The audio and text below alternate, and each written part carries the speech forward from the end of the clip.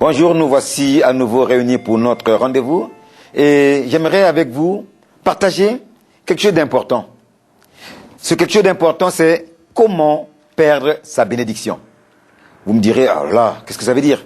Oui, nous avons parlé de bénédiction, mais là je vais également vous dire qu'il est possible de perdre sa bénédiction et nous allons voir comment il est possible de perdre cette bénédiction.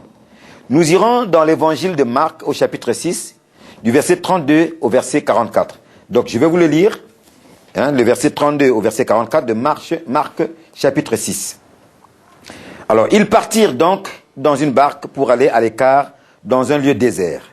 Beaucoup de gens les virent s'en aller et les reconnurent, et de toutes les villes on accourut à pied, et on les dévança au lieu où ils se rendaient. Quand ils sortirent de la barque, Jésus vit une grande foule et fut ému de compassion pour eux, parce qu'ils étaient comme des brebis qui n'ont point de berger, et il se mit à les enseigner beaucoup de choses. Comme l'heure était déjà avancée, ses disciples s'approchèrent de lui et dirent, « Ce lieu est désert, et l'heure est déjà avancée. Renvoie-les, afin qu'ils aillent dans les campagnes et dans les villages des environs pour s'acheter de quoi manger. » Jésus leur répondit, « Donnez-leur vous-même à manger. » Mais ils lui dirent, « Irions-nous acheter des pains pour 200 deniers et leur donnerions-nous à manger ?» Et il leur dit, « Combien avez-vous de pain? » Allez voir. Ils s'en assurèrent et répondirent, 5 et 2 poissons. Alors il leur commanda de les faire tous asseoir par groupe sur l'herbe verte, et ils s'assirent par rangées de 100 et de 50.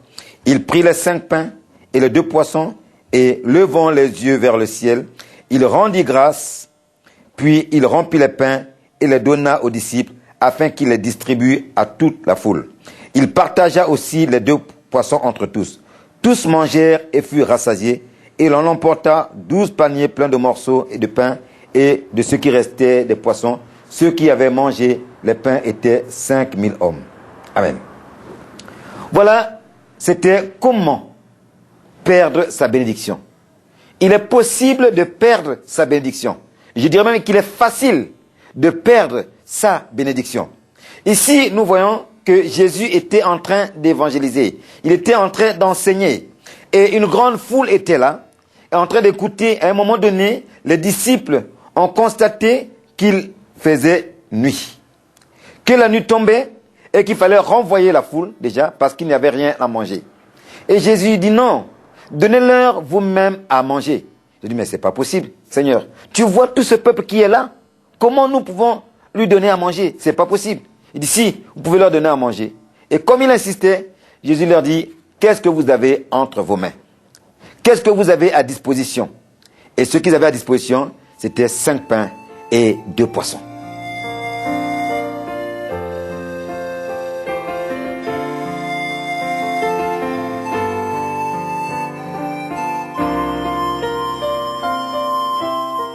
Que Jésus a pris ces 5 pains et ces 2 poissons.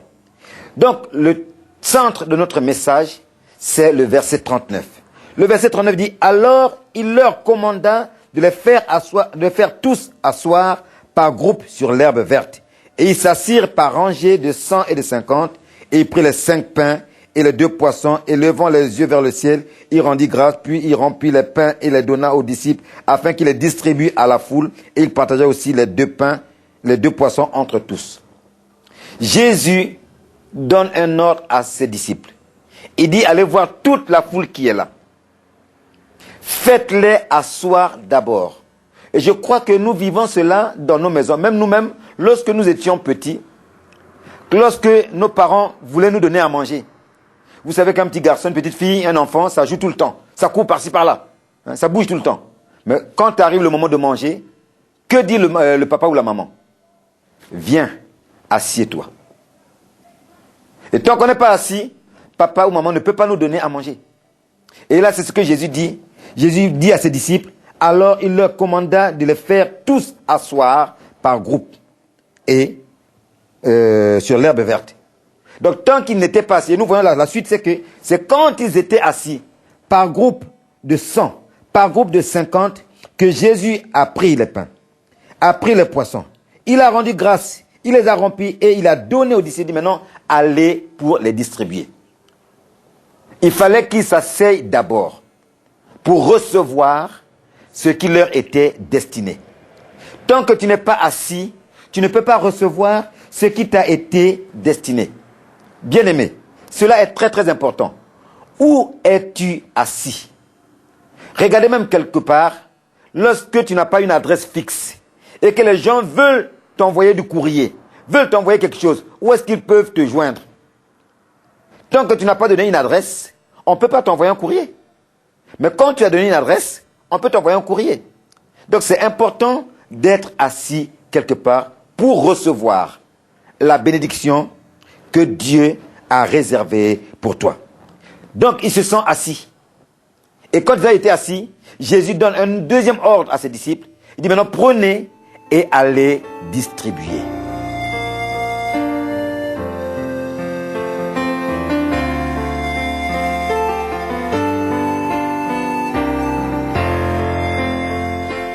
Nous avons vu tout à l'heure qu'ils étaient assis dans l'herbe verte. Ils se sont tous assis sur l'herbe verte. Est-ce que c'est confortable? Pour certains, oui. Pour d'autres, non. Pour quelqu'un qui est très très bien habillé, peut-être avec des vêtements clairs, blancs ou jaunes et tout ça, tu t'assieds sur l'herbe. Qu'est-ce qui va se passer? Tes vêtements vont être tachés. Donc, est-ce que tu es assis?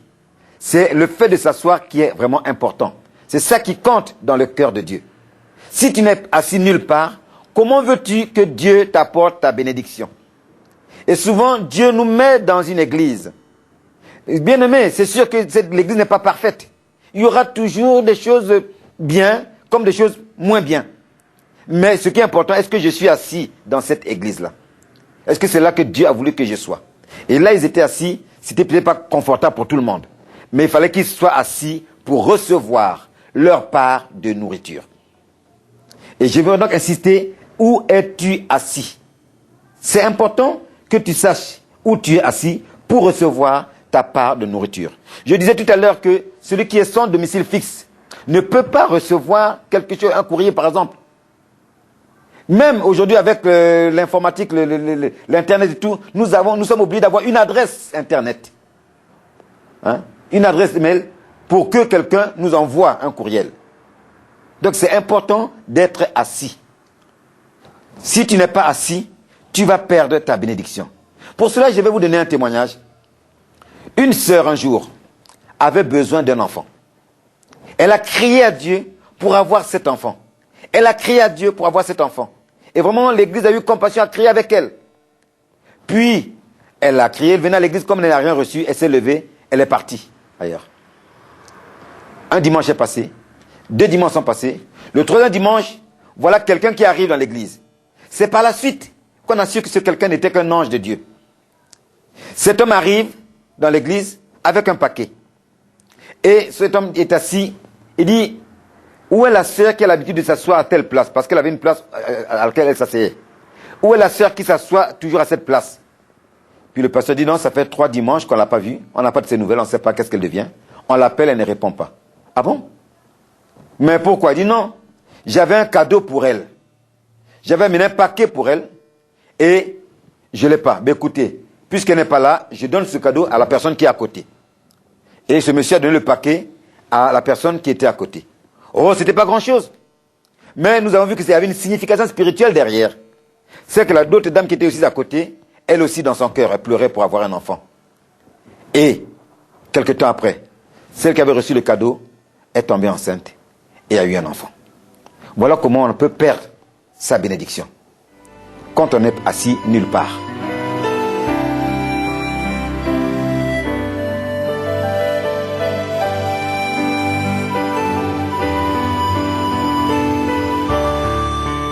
Il y a des cadeaux importants, bien-aimés, que nous ne pouvons recevoir que lorsque nous avons une demeure. Dans Jean chapitre 1, nous lirons les versets 38 et verset 39. C'est important que nous puissions lire ces 2 passages-là. Jean chapitre 1er, versets 38 et 39. Je lis ceci. Jésus se retourna et voyant qu'il le suivait, donc je peux lire au verset 35 pour mieux vous rendre compte du contexte. Le lendemain, Jean était encore là avec 2 de ses disciples. Et ayant regardé Jésus qui passait, il dit, voilà l'agneau de Dieu. Les deux disciples l'entendirent prononcer ces paroles et ils suivirent Jésus. Les deux disciples entendirent les paroles de Jean et ils suivirent Jésus. Jésus se retourna et voyant qu'ils le suivaient, il leur dit, « Que cherchez-vous » Ils lui répondirent, « Rabbi », ce qui signifie maître, « Où demeures-tu » Venez, leur dit-il, et voyez. Ils allèrent et ils virent où il demeurait et ils restèrent auprès de lui ce jour-là. C'était environ la 10e heure. Il est important donc de demeurer quelque part. Lorsque Jean a parlé de Jésus en disant, voici l'agneau de Dieu. Ils ont suivi Jésus. Et Jésus dit, mais attends, vous cherchez qui? Qu'est-ce que vous cherchez? Ils ont dit, mais nous cherchons ta demeure. Où est-ce que tu demeures? Là, nous voulons être aussi avec toi. Parce que nous savons ce qui est en toi. Et Jésus dit, venez et voyez. Et ils sont allés, la Bible dit qu'ils ont vu où il demeurait. Et parce qu'ils ont vu où il demeurait, ils sont restés. Je disais donc qu'il y a des cadeaux importants qu'on ne peut recevoir que si nous avons une demeure. Si nous n'avons pas de demeure, on ne peut pas le recevoir. Parce que Dieu va donner ces cadeaux par un canal. En parlant par exemple de l'église, le canal que dont Dieu va se servir pour envoyer ce cadeau, ce serait le canal du pasteur par exemple. Il est le berger de l'église. Donc ta bénédiction passera au travers du berger. Si tu n'as pas de demeure, si tu n'as pas de lieu où tu es, comment veux-tu recevoir? Tu es prêt à perdre donc ta bénédiction. La deuxième chose qui est là, c'est que beaucoup suivent la foule, suivent le mouvement. Or, il est important de ne pas suivre le mouvement. Nous lirons dans Luc, chapitre 10. Nous irons dans Luc, chapitre 10, du verset 5 au verset 7. Luc 10, verset 5 au verset 7. Dans quelque maison que vous entriez, dites d'abord que la paix soit sur cette maison. Et s'il se trouve là un enfant de paix, votre paix reposera sur lui, sinon elle reviendra à vous. Demeurez dans cette maison-là, mangeant et buvant ce qu'on vous donnera, car l'ouvrier mérite son salaire.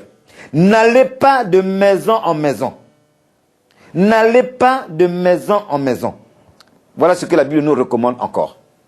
Demeurez là où vous avez été accueillis. N'allez pas de maison en maison. Voilà comment nous perdons notre bénédiction.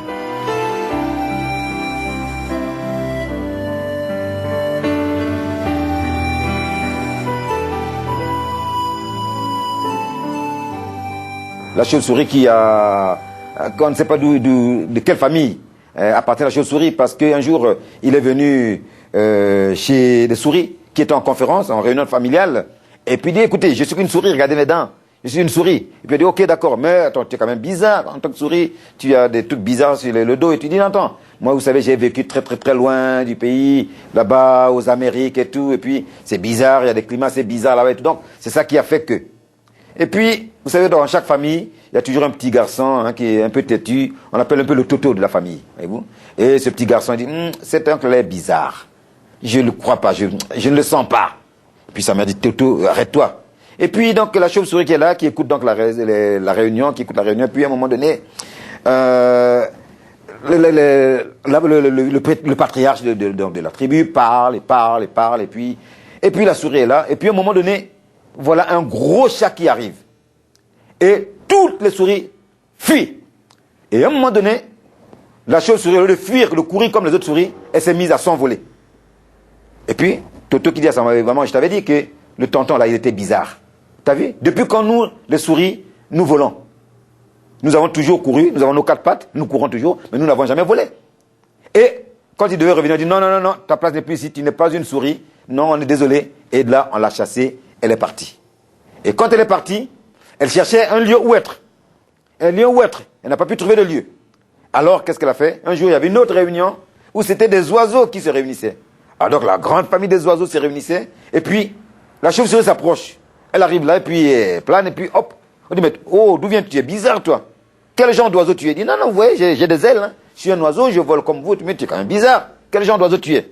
D'ici, je suis de la famille, c'est parce que j'ai immigré dans les terres lointaines, et vous savez, avec le climat, avec la vie et tout là-bas, alors j'ai eu quelques déformations, hein, mais vraiment, je fais partie de la famille. Pareil, là aussi, il y a toujours aussi un petit Gaston, qui n'est pas très sage, puis qui dit, il est bizarre ce tonton. Eh maman, regarde, il est bizarre ce tonton qui arrive, qui a des dents et tout. Depuis quand les oiseaux ont des dents? Nous les oiseaux on a un bec, on n'a pas de dents. Il dit, sa maman qui le dit, arrête Gaston, arrête de faire ça. Arrête de dire ça Gaston. Et la réunion a commencé, la réunion battait son plein, et donc pareil, le patriarche de la réunion, de la famille, en train de dire, d'haranguer la foule, de donner des conseils et tout. Et puis tout d'un coup, il y a un épervier qui passe par là. Et il passe, tout le monde s'est caché. Après, on a continué. Dès que le calme est revenu, le patriarche a continué à parler, Puis tout d'un coup, il a dit vraiment quelque chose où tous les autres vraiment se sont mis à éclater de rire. Et la chauve-souris qui se met à éclater de rire et ouvre sa grande gueule et on voit quoi? Des dents. Et voilà le petit garçon. Il dit, maman, regarde dans la bouche des tontons. Le tonton a des dents. Depuis quand les oiseaux ont des dents? Et quand le patriarche dit, mais c'est vrai, depuis quand les oiseaux ont-ils des dents? Les oiseaux n'ont jamais eu de dents. Monsieur, tu ne fais pas partie de la famille, tu es un espion, dégage. Et il est dégagé. Donc on l'a chassé de là. Donc du coup, il ne savait plus où aller. Il n'avait pas de place chez les souris. Il n'avait pas de place chez les oiseaux. Et pourtant, il se disait, chauve-souris, il vole comme un oiseau. Il a des dents comme une souris. Mais il n'a aucune famille. Où demeures-tu?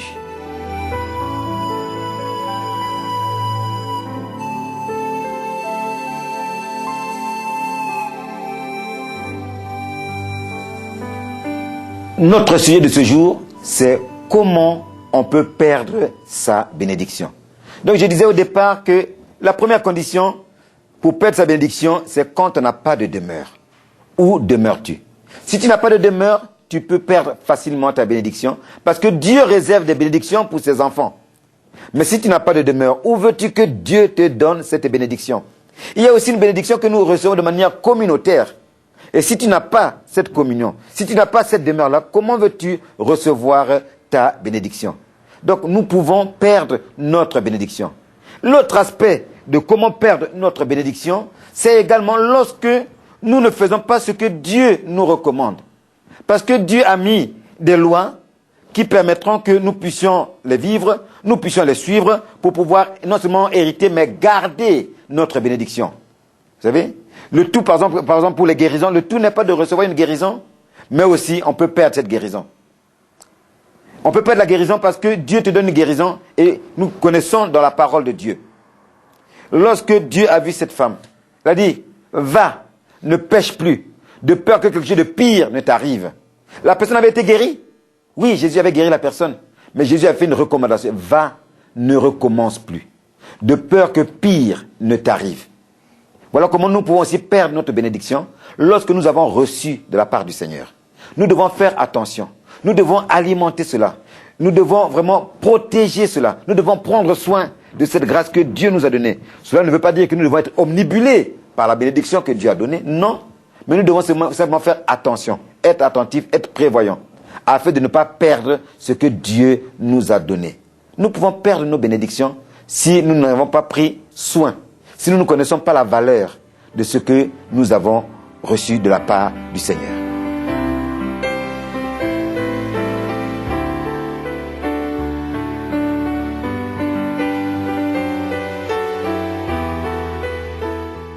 Il y a donc des choses dans la vie que nous devons savoir lâcher pour pouvoir bénéficier de la grâce, de la bénédiction de Dieu. Je disais comment on peut perdre également la bénédiction de Dieu. Voyons par exemple cette histoire du jeune homme riche, que nous connaissons tous dans Luc 18, et à partir du verset 18. Un chef interrogea Jésus et dit, bon maître, que dois-je faire pour hériter la vie éternelle? Jésus répondit, pourquoi m'appelles-tu bon? Il n'y a de bon que Dieu seul. Tu connais les commandements. Tu ne commettras point d'adultère, tu ne tueras point, tu ne déroberas point, tu ne diras point de faux témoignages, honore ton père et ta mère. J'ai, dit-il, observé toutes ces choses dès ma jeunesse.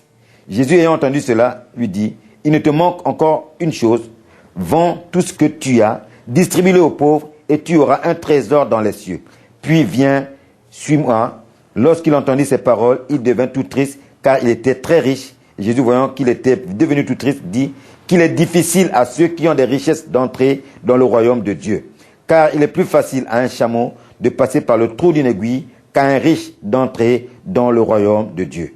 Ceux qui l'écoutaient dirent, et qui peut être sauvé? Jésus répondit, ce qui est impossible aux hommes est possible à Dieu. Il est question ici d'un chef.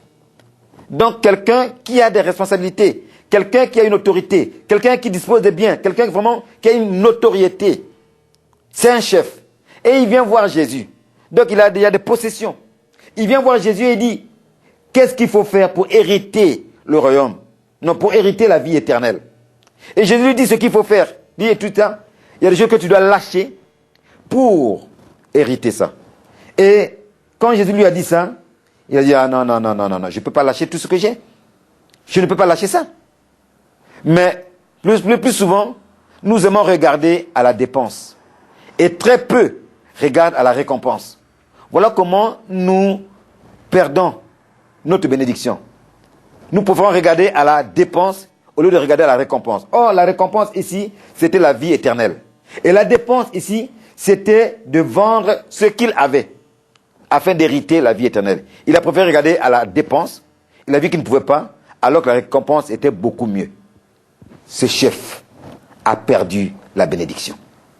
Dans la vie, il est important. Nous devons savoir lâcher certaines choses. Tout à l'heure, j'ai parlé de la manière où Jésus a dit à ses disciples de faire asseoir la foule. Il leur a dit, faites-la asseoir sur l'herbe verte. Certains auraient pu dire, écoutez, non, je suis bien habillé, je ne peux pas m'asseoir là. Ah non, c'est pas possible de m'asseoir là. Et s'il ne s'était pas assis, il n'aurait pas eu sa part de nourriture. Mais ceux qui étaient assis ont eu leur part de nourriture. Donc savoir lâcher certaines choses pour gagner d'autres.